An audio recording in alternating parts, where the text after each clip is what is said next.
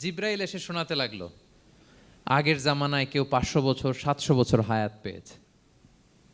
বনি ইসরায়েলের অনেক মুজাহিদ 1000 বছর জেহাদ করেছে। কয় হাজার বছর জেহাদি করছে? 1000 বছর। আমরা হায়াত পাই কয় বছর? আমাদের হায়াত কয় বছর অন অ্যান অ্যাভারেজ?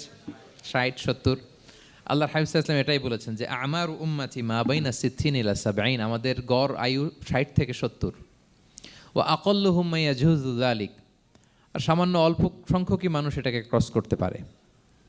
এই কথা শুনে যে আগের উম্মত 1000 বছর জেহাদ করছে, এটা শুনে রাসূল সাল্লাল্লাহু আলাইহি ওয়াসাল্লাম আবার কাঁদতে আরম্ভ করলেন, হায় রে আমার গুনাহগার উম্মতের কি হবে? আমার উম্মত তো 60-70ই শেষ, আমার উম্মতের কি হবে?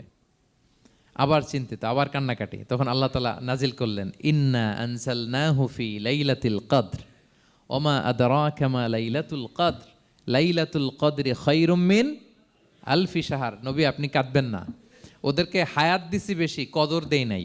আপনার উম্মতকে হায়াত কম দিছি, কিন্তু আপনার উম্মতের জন্য আমি লাইলাতুল কদর রেখে দিয়েছি। এক কদরের রাতে আবাদত করলে খায়রুম মিন আলফি শাহর, 1000 মাস আবাদত করলে যে পরিমাণ সওয়াব, অতটুকু না, খায়ের এর চেয়ে বেশি সওয়াব আল্লাহ তাআলা আপনার উম্মতের আমলনামায় দিয়ে দিবেন।